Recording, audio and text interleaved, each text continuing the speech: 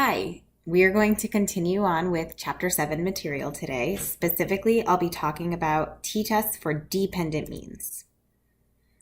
And to help you understand the logic of dependent samples t-tests, I first will give you an example. So can you imagine a Kaplan course? If you haven't heard of Kaplan, it's a company that offers study materials for big standardized tests. So the GRE is a graduate school exam that is standardized. So most graduate programs require that their students take the GRE before applying to their school. And the acceptance is based on your GRE score. And Kaplan is a company that offers prep courses. So they help students practice and prepare for the GRE course. But these courses also tend to be pretty pricey. So let's consider a Kaplan GRE prep course that's $2,000. And we'd like to know before we spend that money if the prep course is actually worth the money. So does it actually help improve scores? You could think about taking a single sample approach to answering this question. And in that approach, we could have our sample of students take the GRE prep course, and we could compare the mean of our sample, which represents the mean of the population of students who take the course, to some known mean for students who don't take the course. That would be one approach to answering this research question. However, a different approach would be to use a dependent samples t-test. In the dependent samples t-test approach, we would gather a sample of participants and have them take the GRE once, and then they would take the Kaplan course and retake the GRE after they took the Kaplan prep course. So in other words, we have a single sample of participants who take the test before and after the prep course, or before and after some intervention that we're interested in evaluating. In this test, the dependent samples approach, we have two scores from each individual. So every individual has a before score and an after score for the GRE. And this type of study with multiple scores from each subject is called a repeated measures design, or sometimes called a within subjects design study, because we have some sort of effect that we can evaluate within the subject, their change from time 1 to time 2. So we can actually evaluate the change within an individual across time. And if we decide to approach our study with this type of design, we would use a t-test for dependent means to analyze our data. Why is it called dependent, you might be wondering? Well, it's called dependent because the scores come from the same individual. So we have two scores from the same individual. So you would expect that the GRE score at time 1 is related to the GRE score at time 2 within an individual. Or in other words, those two values are dependent. So someone who did really, really well on the GRE before they even took the prep course is probably going to do even better, but also really, really well on the GRE after taking the prep course. And someone who did really poorly before the prep course will probably do better, but average or a little bit below average after taking the prep course. So someone's performance or score, particular score, or at time 2 will be dependent on their score at time 1. So for example, if we know that Sandy had a 161 on the verbal portion of the GRE before taking the prep course, and we know that Zoe had a score of 137, who do you think between these two individuals had a verbal score of 153 at time 2? Hopefully you're thinking it must have been Zoe, or it was most likely Zoe, because Sandy's score probably didn't go down after taking the prep course. That would be unlikely. Given what we know about Sandy's score and Zoe's score at time 1, we can assume that Zoe is the individual with a 153 after taking the Kaplan course. We can make that assumption because we know that these scores should be dependent. Great, let's move on to the implementation of the test. So we'll consider that the GRE score after taking the Kaplan prep course does depend on the GRE score before taking the Kaplan course. And we can test the validity or the worthwhileness of the Kaplan course by using a repeated measures design. So we'll have scores from before the Kaplan course for each individual, and then we have scores from after the Kaplan course for each individual. And what we'll do is we'll actually calculate a difference score for each individual.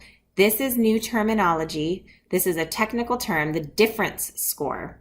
And the difference score is defined as the change in an individual's score from before to after the manipulation. And what we're asking is, what difference does our manipulation make to each person? Or in other words, how much did each person's score change as a result of taking the Kaplan course? So to conduct this test, we will use the same steps for hypothesis testing that we've been using so far, but some details of the steps change slightly. For example, in step 1 of hypothesis testing, where we define our populations, population 1 for a dependent samples t-test is always defined as the group who, or the population who receives the manipulation. And you would be more specific in your work. And population 2, always, when conducting a dependent samples t-test, is defined as the population whose scores do not change. So in terms of our GRE example, population 1 would be students who take the Kaplan course. And population 2 is students whose GRE scores don't change between taking it a first time and taking it a second time. Now that we've defined our populations, we can go ahead and state our hypotheses. So the research hypothesis for a dependent samples test is that population 1's mean difference score, or average difference score, is not the same as or not equal to population 2's mean difference score. So let's break this down a little bit. If population 2, remember, refers to the group who does not change, the population who does not change, then what is that population's difference score? That population's mean difference score should be 0. So we can either say that the mean difference score for population 1 is not the same as the mean difference score for population 2, or we can simplify that by saying that the mean difference score for population 1 is not equal to 0, because mu sub 2 is equal to 0. The null hypothesis is that population 1's mean difference score is equal to population 2's mean difference score. Or in other words, that population 1 has a mean difference score that is equal to 0. And remember, generally speaking, that the null hypothesis is the hypothesis that asserts there's no effect. So in this case, the difference score is equal to 0 as a null hypothesis means that there is no effect. Population 1, the group of people who take the Kaplan course, experience no change in their GRE scores. Or in other words, the Kaplan course is not effective. So this is just what we just talked about on this slide. If you want to pause it and read these carefully, go ahead and do that. So let's take a look at the test statistic for this dependent samples t-test. You'll notice if you glance at it quickly, it looks very similar. In fact, it's exactly the same as the t-statistic formula that you saw for the single sample test. But there's one really important difference. Our t-value here is calculated with a mean difference score instead of just the mean score for the sample. So we're interested in the change in individuals. We're not necessarily interested in how they performed before or how they performed after. We're interested in how much they changed. Also, the mu value here is going to be very specific. What do you think this value should be? Well, it's going to be the mean of the comparison population. That's always what we plug in for this value right here in our test statistic formula. It is the mean of the comparison population. So what is the mean difference score for our comparison population, or population 2, the population whose scores do not change?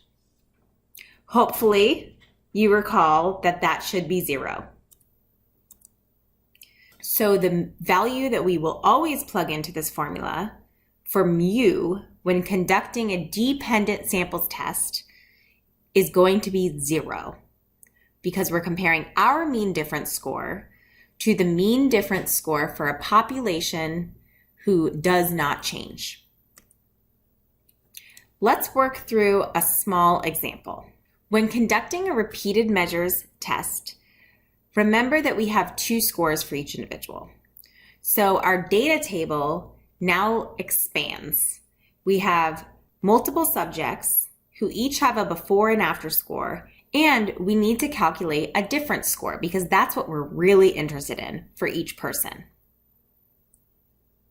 So in this case, remember Sandy and Zoe. Sandy has a score of 161 before taking the Kaplan course, and Zoe has a score of 137. We also have their scores for after they took the Kaplan course. Now, we're really interested in the difference scores, or the change scores for each person. So the next step is to calculate the difference score for each individual in our study. Notice that Sandy has a difference score of 4. We calculated that by subtracting the before score from the after score. And if you have trouble remembering that, I typically teach it as alphabetical order. It's A minus B, after minus before. So Sandy's score increased by 4 points is what this value tells us. Looking at Zoe's difference score, we see Zoe had a lot more improvement after taking the Kaplan course. Her score increased by 16 points. So the next step will be to calculate our deviation scores for each person. And recall that now we're no longer interested in a raw score. We're really interested in difference scores. So the deviation score at the individual level is really a deviation of difference scores from the mean difference score for the sample. So first we must calculate a mean difference score. This is instead of calculating a mean score for the sample. So in this case, the mean difference score for our sample of 2 is 10. The average of 4 and 16 is 10. So let's calculate Sandy and Zoe's deviation scores. How much does their own difference score deviate from the mean difference score? So remember, we just calculate this by x minus m. So if x is the difference score and m is the mean difference score, Sandy has a deviation of -6. In other words, her GRE score changed 6 points less than the average change score for the sample. And Zoe has a deviation score of 6. And next, we're always working towards the squared deviation scores. You should be thinking, so we can get to a sum of squares. So the squared deviation scores are shown on the screen, and I'm not going to go into much more detail on that because we've done this many times. Alrighty, so we are working towards a sum of squares, the sum of square deviations. So the next step is to add up the values in this final column here. So we add up those values and we get a sum of squares equal to 72. So let's just pause for a second and reflect on the information that we have. We know that we have the mean, the sample mean, and in this case, we're interested in difference scores because it's a repeated measures design. So our mean difference score for this sample was 10. The number of individuals in this very tiny, unrealistic sample is 2. We only have Sandy and Zoe. So those are our known pieces of information.